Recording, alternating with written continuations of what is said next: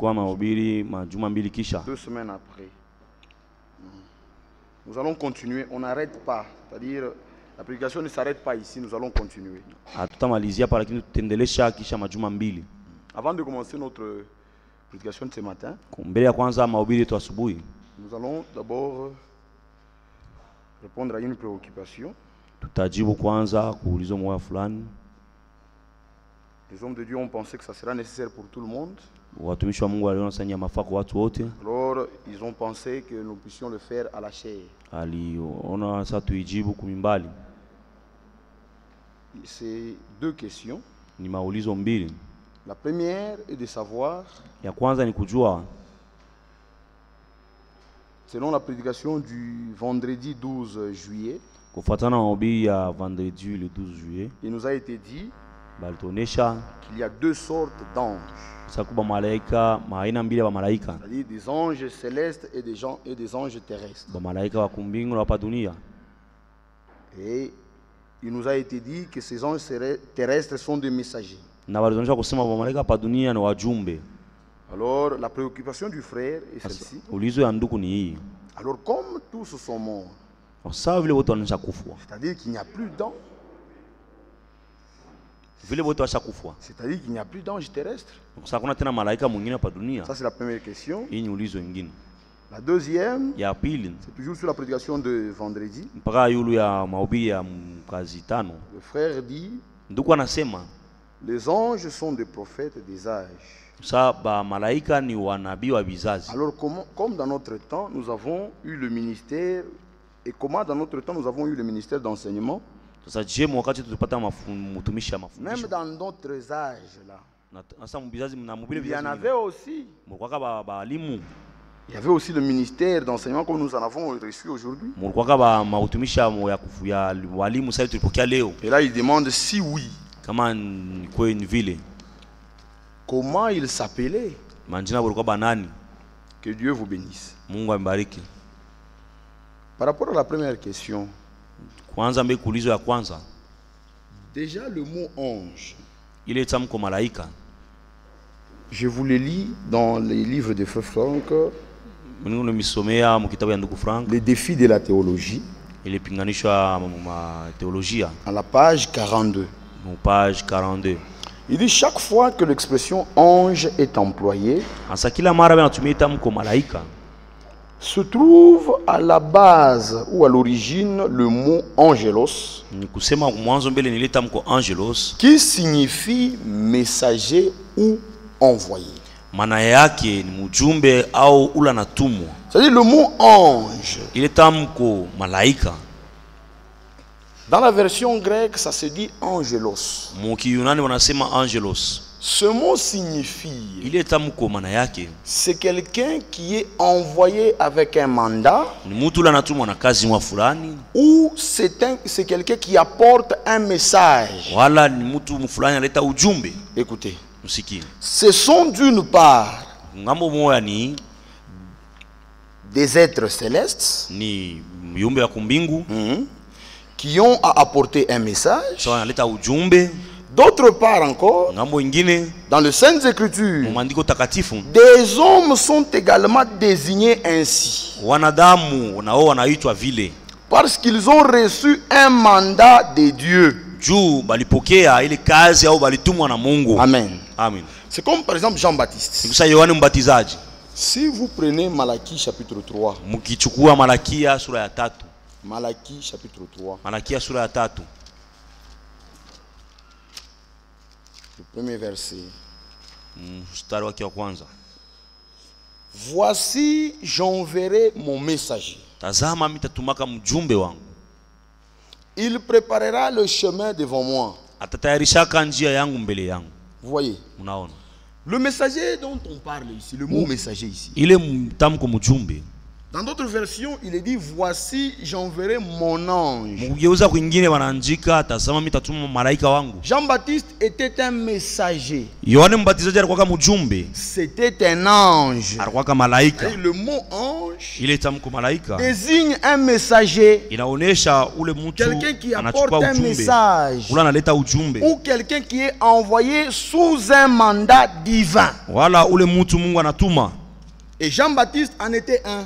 Na Yohane Mbatizaji alikuwa mmoja wa wale Si vous watu. lisez le livre d'Agé, Mkisoma kitabu ya Hagai, vous verrez qu'Agé aussi s'appelle comme ça. na ule Hagai naye anaitwa vile. Vous voyez. Mnaona? Maintenant, au cours de cette église, Sakatiri ya bizazi saba, Dieu makanisa a saba. envoyé encore des hommes. Mungu alituma tena watu. Un dans chaque âge. Mmoja mkila kizazi. Ce sont des hommes. Ni wanadamu. Il n'existe pas un homme qui soit immortel. Hakuna mtu la sikufuake. Ce qui est plus important avec un messager, Sakia mafana mjumbe c'est son message. ni ile ujumbe analeta. Quand il apporte son message, Wakati analeta ujumbe, il termine son travail. kazi yake inamalizika. Et Dieu peut le retirer. Na Mungu anaweza kumubeba. Amen. Amen. C'est comme ça qu'avec tous ces messagers ici, Jo vile na hawa wajumbe wote, Dieu les a envoyés Mungu aliwatumaka pour apporter le message. juu ya kuleta Et ujumbe. quand ils ont fini d'apporter leur message, Na wakati walimaliza kuleta ujumbe, Dieu les a retirés. Mungu aliwachukua. Amen. Amen. C'est-à-dire le mot messager Ile tamko mjumbe ou le mot ange au malaika désigne un messager. inaonesha mjumbe. Il peut être céleste. Anaweza kuwa kumbingu. Quand vous lisez le livre de Luc, Mkisoma kitabu cha Luka, on nous parle de choses surnaturelles qui ont eu lieu lors de la naissance de Jésus-Christ. ndio nasema kuhusu vitu ya mastajabu vilifanyika kama wakati ya Il y a kuzaliwa kwa l'ange Yesu Kristo. Gabriel qui a visité Zacharie. Kuko malaika Gabriel anaenda kutembelea Ce même Zakaria. ange a visité Marie. Na ule malaika mmoja alienda kumuona Il Maria. est venu en tant que messager. Yeye alikuwa sawa mjumbe. Amen. Amen. Il est venu en tant que messager Alikuwa sawa mjumbe. de la part de Dieu Sa Mungu ndio pour alimtuma. apporter un message. Juu ya kuleta ujumbe. Mais lui, c'est un messager céleste. Lakini yeye ni mjumbe wa kumbingu. Mais Dieu a eu au cours des âges des messagers terrestres. Sasa kadiri ya bizazi Mungu alikuwa na wajumbe Et wa ces dunia. messagers terrestres, Na wale wajumbe wa malaika wa dunia ce sont les 7 étoiles ni ile manyota saba dans la main droite du Seigneur ilikuwa ressuscité. mkono ya ume ya Bwana aliyefufuliwa. Amen. Amen. Je pense que c'est clair. Nazana kusema kuwazi. C'est-à-dire, ce sont des êtres humains. Ni watu wanadamu. Comme toi et moi. Sawa wewe na mimi. Un homme de chair et de sang comme toi et Mwenye moi. kuwa na mwili sawa wewe. Mais à qui Dieu donne une responsabilité Lakini yule mtu Mungu anapatia bushito selon son plan du salut. fuatana na mapu yake ya wokovu. Alors cet homme-là, Sasa ule mtu il vient apporter un message. anakuwa kuleta ujumbe. Ce qui est important, Ya mafaa c'est ce message. ni ile ujumbe ule mtu analeta. Amen. Amen. Et Frère Branham disait, Ndugu Rama kwa anasemaka, ne faites pas attention au messager, nikusema mshangalie msitu mwenyewe ule mais mjumbe. faites attention au message. Lakini mwangalie sana Car c'est ujumbe. le message que Dieu voulait vous envoyer. Juu ni ujumbe ile Mungu alipenda kumitumia. C'est ça que Dieu voulait vous apporter. Juu ile Mungu alipenda kumiletea. Maintenant Dieu, Sasa Mungu il parle aux hommes eko nasema kwa par wanadamu les hommes. kupitia wanadamu. Quand vous lisez l'expérience qui a eu lieu dans Exode 19, Mkisoma ile onjo ilifanyika kama kutoka sura 19. le Seigneur Yahweh Bwana Yawe était descendu dans la colonne de feu alishuka kama Mungu sola moto. sur la montagne de Sinaï. Ile mlima Sinai. Les enfants d'Israël entendaient sa voix Wana wa Israeli walikuwa nasikia sauti qui yake. retentissait avec des coups de tonnerre. Ilikuwa nalia na mingurumu. C'était un spectacle vraiment effrayant Ilikuwa ni mambo moya ya kugopesha. qu'ils ont dit à Moïse. Walimuonesha Musa Dorénavant, mbele ya kuanzia leo que Dieu te parle à toi Mungu mbele aanze kuzungumza na we. et que toi tu viennes nous parler. Sasa na we Musa na wako Nous ne kuzungumza voulons nasi. plus de tels spectacles. Atupende tena mambo ya hivi. Nous ne voulons plus qu'il vienne nous parler. Atupende Mungu apate wa kusema na J'ai sisi. peur que nous ne mourions. Njoo tushikufwe. Et depuis ce jour, Na tokea ile siku Dieu parle aux hommes. Mungu anasema kwa wanadamu au Et kwa par watu. cet homme-là, Na kupitia yule mtu il parle aux autres hommes. eko napitia anasema kwa watu kupitia mtu. Ça, dans l'Apocalypse, quand nous avons commencé, Mu kitabu ya Ufunuo wakati tunaanza. le premier chapitre commence comme ceci. Sura ya kwanza inaanza hivi. Révélation de Jésus-Christ Ufunuo wa Yesu Kristo que Dieu a donné à Jean yenyewe Mungu alipatia Yohane pour montrer à ses serviteurs. juu ya kuonesha kwa watumishi wake. C'est-à-dire, Jean a reçu ce message Sasa Yohane alipokea ujumbe et il nous l'a apporté. na alituletea hayo. Et nous avons ce message. Na tuna hii Mais ujumbe nous n'avons pas Jean. lakini hatuna na Yohane. Amen. C'est ça le plus important. Njoo ya mafaa C'est le message. ni ujumbe. Amen. Amen. Pour ce qui est de la deuxième question, Sasa mambo yanaangalia ulizo wa pili. Frère Franck n'est pas un messager. Ndugu Frank ana mjumbe. Amen. Amen. Les 7 étoiles Ile manyota 7 dans la main droite du Seigneur ressuscité, yenye kwa mkono ya ume ya Bwana aliyefufuliwa. ce sont les 7 messagers Ni wale wajumbe 7 que Dieu a envoyés aux 7 églises. benye bale Mungu alituma kwa makanisa 7. C'est-à-dire aux 7 âges de Ni l'église. kusema kadiri ya bizazi 7. Et frère Franck Na ndugu Frank n'est pas un messager. ana mjumbe. Mais seulement, Lakini nous vivons dans un âge prophétique. tuko naishi mkizazi kya unabii. Lorsque vous prenez 1 Corinthiens 10, Mkichukua Wakorinto wa kwanza sura 10. 1 Corinthiens au chapitre 10, Wakorinto wa kwanza sura 10. on nous parle de l'expérience des enfants d'Israël. Beko nituonyesha kuhusu onjo wa wana wa Israeli. Écoutez, Msikie. au verset 11. Mstari wa 11. Ces choses-là Bile bitu leur sont arrivées pour servir d'exemple. biliwafikia ili vipate kutuonyesha mifano. Dans la version de Frère Franck, il est dit, Mageuza ndugu Frank ces anasema choses leur sont arrivées en type.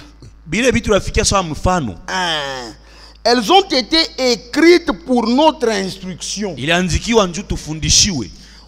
À nous qui sommes parvenus à la fin des siècles. Shebe yenyewe tunafika kumwisho wa wakati. Et ces gens-là Na wale watu qui sont arrivés à la fin des siècles, wanafika kumwisho wa wakati. c'est nous. Ni sheye. C'est nous qui sommes arrivés à la fin Ni sheye ndio tunafika kumwisho du temps de la grâce. ya wakati ya neema. Presque beaucoup de types Kusema alama mingi, et mfano des mingi. ombres Na vimvuli qui ont eu lieu bilifansikaka parler de notre temps. benye bilipijua kusema wakati yetu.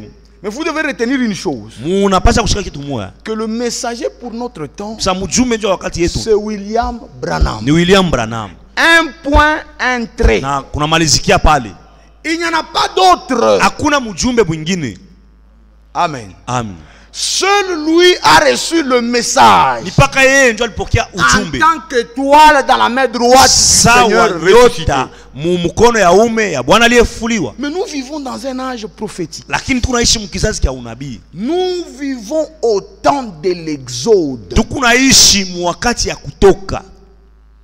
Et William Branham a dit qu'il n'y a que 3 exodes dans la Bible. Na William Branham alisema kukuma kutoka tu 3 mbiblia. Le premier a eu lieu du temps de Moïse, Ya kwanza ilifanyika wakati ya Musa.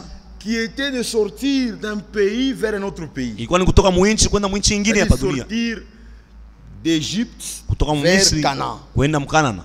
Le deuxième exode a eu lieu au temps de Jésus-Christ. Kutoka kwa pili kulifanyika wakati ya Yesu Kristo. Et vous verrez qu'au temps de l'exode, Na mtaona kusema wakati ya kutoka. il y a toujours eu 2 ministères que Dieu utilise. Tunakalaka paka mautumishi mbili ile Mungu anatumikishaka. Au temps de Moïse, c'était ainsi. Wakati ya Musa ilikuwa kavile. Même au temps du Seigneur, c'était ainsi. Na wakati ya Bwana ilikuwa paka vile. Même dans notre temps, c'est ainsi. Hata wakati yetu ndio vile. Parce que nous vivons au temps du 3e exode. Juu tunaishi wakati ya kutoka kwa tatu. Au temps de Moïse, Wakati ya Musa. Dieu a utilisé Moïse Mungu alitumia Musa pour faire sortir le peuple d'Égypte. juu kutosha watoto mu Misri. Et c'est Moïse Na ule Musa qui a reçu la parole de Dieu pour les enfants ni d'Israël. Musa ndiye alipokea neno la Mungu ndio wana wa Pas Israeli. Josué.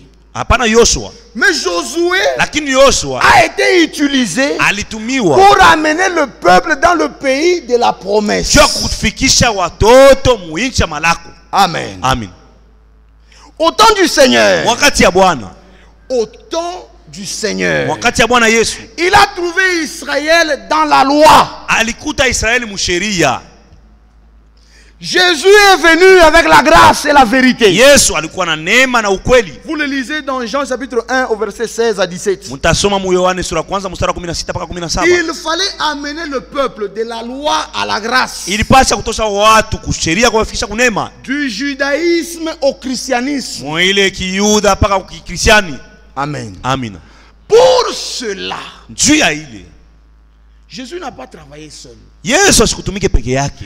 Après sa mort et sa résurrection, Kisha kufa na kufufuka kwake il y a eu une continuité. kulikuwa kuendelea kwa kazi. Ce que Jésus a commencé à faire Kile Yesu alianza kufanya, a été poursuivi par le Saint-Esprit dans les apôtres. Roho Mtakatifu aliendelesha ndani ya mitume. Et vous allez vous rendre compte Na mtaona kusema que la personne qui continue ule mtu anaendelesha était vivant lors de la première personne que Dieu a utilisée. alikuwa kama mjima wakati Mungu alikuwa anatumia mtu wa C'est kwanza. pareil au temps de Moïse. Ni njoo vile kwa wakati ya Musa. Lorsque Moïse travaillait, Wakati Musa alikuwa anatumika, Josué était là. Yoshua alikuwa pale. Josué a grandi sous le ministère de Moïse. Yoshua alikuwa chini ya utumishi wa Et Musa. quand Moïse est parti, Na wakati Musa alikufa, Josué l'a vu partir. Yoshua alimwona anaenda. Et c'est Josué qui a continué Na avec le Yoshua travail. ndio aliendelesha kazi. Et lorsque le Seigneur partait, Na wakati Bwana alikuwa anaenda, les disciples l'ont vu. wa mitume Et walimwona, ce sont eux ni wao qui ont continué avec le ndio travail. waliendelesha kazi. L'enseignement que Jésus a apporté, Ile mafundisho Yesu alileta ce sont les disciples ni qui wanafunzi l'ont enseigné à l'église. au wa mitume ndio walifundisha Ce sont kanisa. eux qui l'ont transmis à Wao l'église. ndio walileta kanisa. Amen. Amen. Même dans notre temps, Hata wakati yetu Dieu a utilisé frère Branham. Mungu alitumia ndugu Branham. Vous devez retenir une chose. Mnapaswa kushika kitu kimoja. Frère Branham n'est pas Moïse. Ndugu Branham ana Musa. Frère Branham n'est pas Josué. Ndugu Branham ana Yoshua. Frère Branham n'est pas Élie. Ndugu Branham ana Elia. Frère Branham, Ndugu Branham c'est frère Branham. ni ndugu Branham. Mais quand nous parlons en termes de comparaison, Sasa wakati tunalinganisha mautumishi, vous devez faire attention. mnapaswa kusopoka. C'est pourquoi dans notre temps, Ndio kwa maana wakati yetu après le départ de frère Branham, kisha ndugu Branham kufa, Dieu a utilisé un autre ministère. Mungu alitumikisha utumishi ingine. Pas un autre messager. Hapana mjumbe Parce que le mwingine. message avait déjà été donné. Kwa sababu ujumbe inaweza kuletwa. Et le message a été donné à William Branham. Na ujumbe ilimupewa ndugu Branham. Evald Frank n'a pas apporté un autre message. Evald Frank asikulete ujumbe Non. mwingine, hapana. Mais il a pris le message que William Branham a laissé. Lakini alichukua ile ujumbe ndugu Branham Et l'a aliacha. apporté partout dans le monde entier. Alienda kuhubiri mdunia mzima. Et les enfants de Dieu Na watoto wa Mungu sont entrés dans le pays de la promesse, waliingia muincha malako qui est notre Canaan, yenye kwa Kanana yetu. c'est-à-dire la parole de Dieu.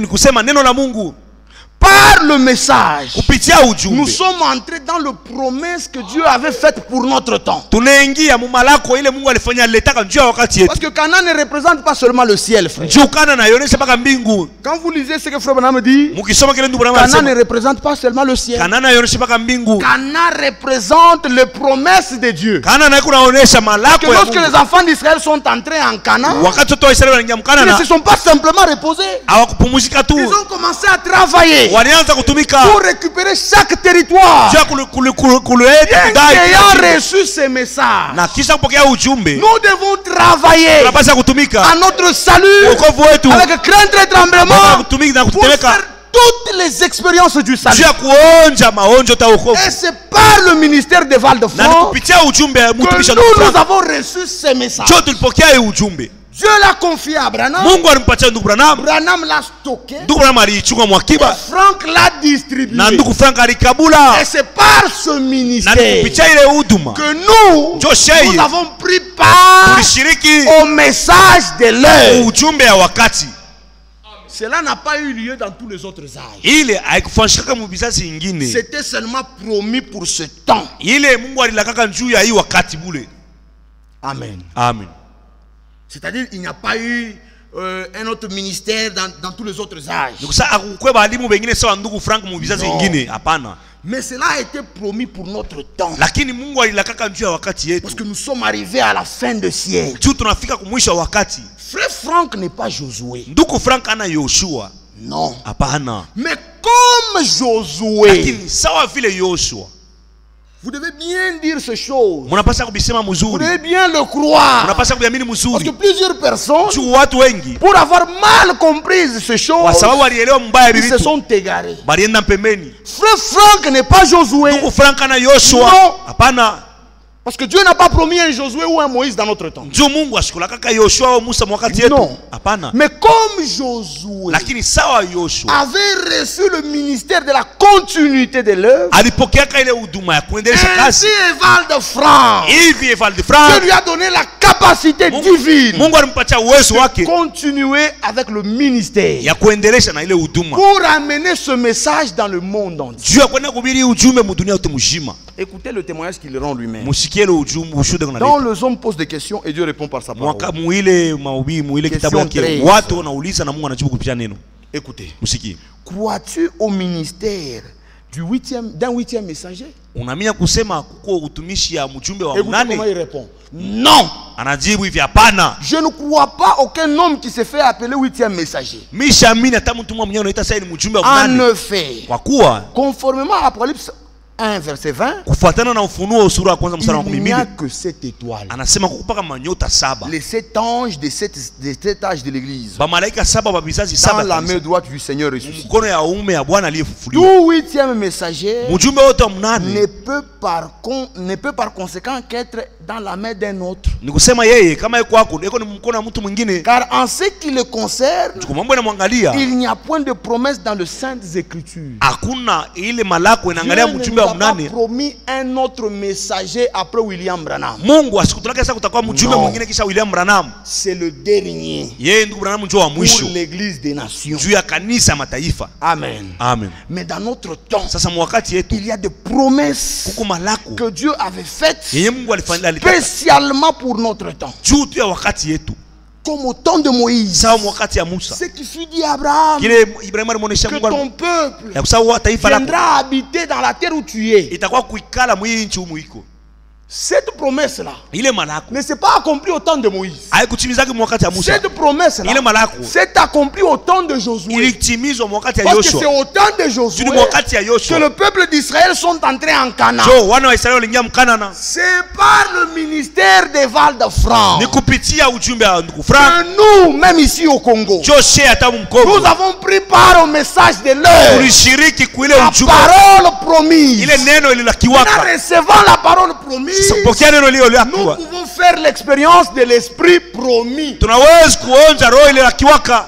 Amen. Amina. C'est ça notre Canaan. Njoo kanana yetu Dans le corps de Christ. mwili wa Kristo, Le baptême du Saint-Esprit. ubatizo wa Roho C'est Mtakatifu. ça notre patrie. Njoo nchi yetu Dans la parole de Dieu. neno la Mungu Et c'est par ce ministère, kupitia ile utumishi c'est cet également, ya ule mjeni nous avons été introduits cho tuliingizwa dans le promesse de Dieu. mu malako ya Mungu.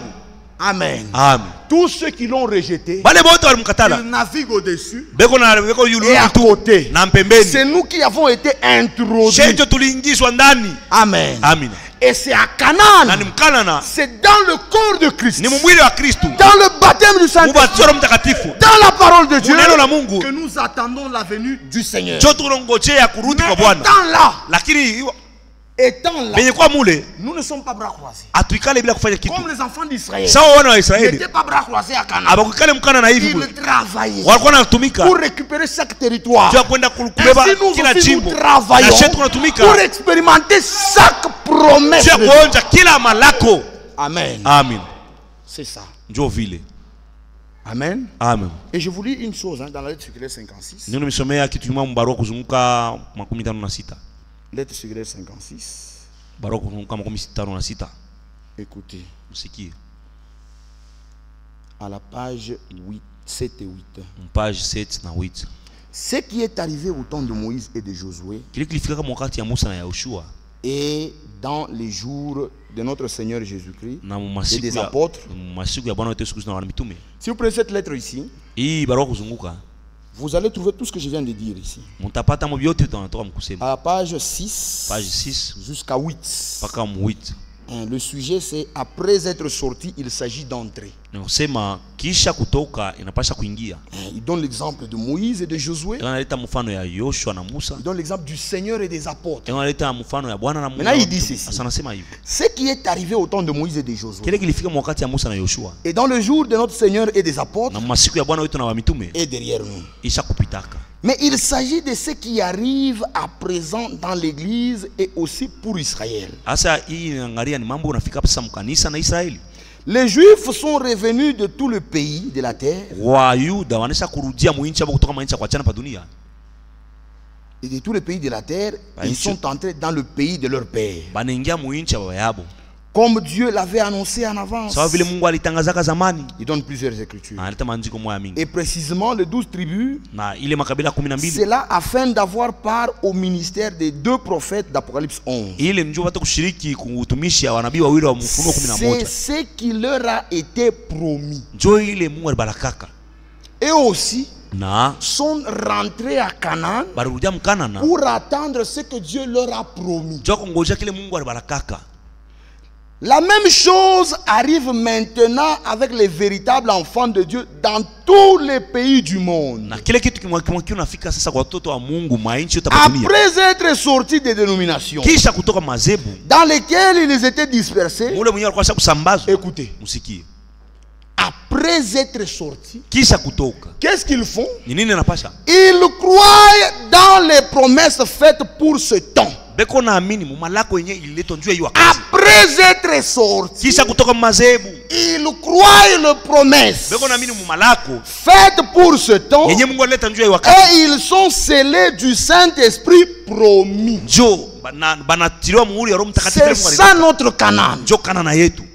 Et c'est à Canaan que nous attendons le retour du Seigneur. Je crois que c'est clair, non? Je crois que c'est clair. Parce que lors de la mort de Frère Franck, il y a eu des gens qui ont commencé à dire: oh, maintenant Frère Franck est mort. Il ne vous a pas amené au ciel. Vous qui disiez qu'il était Josué. Heureusement, on n'a jamais dit qu'il était Josué. Oh, il ne vous a pas amené au ciel. Il vous a laissé sur la terre. Ils n'ont pas compris les choses. Ils n'ont pas compris les choses de Dieu. Le ministère des Frères Franck nous a vraiment établi dans la parole de Dieu. La parole qui a été annoncée par William Branham, c'est par le ministère des Val-de-France que nous avons été établis dedans. Amen. C'est ça, mes frères. Après être sortis des dénominations dans lesquelles ils étaient dispersés, ils croient maintenant dans les promesses faites pour ce temps et ils sont scellés du Saint-Esprit. Il dit: car ce qui est valable pour Israël dans le naturel est aussi valable pour l'église de Jésus-Christ dans le spirituel. Toutes les attentes et espérances qui sont présentées aux hommes n'ont aucun sens et conduisent à l'erreur si aucune promesse formelle ne se trouve exprimée dans les Écritures. Amen. Aujourd'hui, par la grâce de Dieu, nous sommes dans le pays de la promesse. La parole qui nous a été promise, que Dieu a restaurée, nous avons été établis dedans et nous vivons dedans et Christ nous trouvera dedans. C'est le lieu de rendez-vous. Amen. C'est ça, mes frères. Vous devez retenir ces choses. Ce sont les bases de notre foi. On ne vous trompe pas. Oh, frère Franck ne nous a pas laissé au ciel. Non, frère. Ce n'est pas un homme qui nous amènera au ciel. Non. Frère Branham me disait: le message vous pointera à Christ. Amen. Et si ce message est dans votre cœur, lorsque la trompette retentira, votre corps changera. C'est ça, mes frères. Et c'est ce que Dieu a fait comme promesse pour notre temps, conformément au 3e exode. Amen. Je crois que c'est clair. Que Dieu vous bénisse. Nous nous levons pour la lecture de la parole.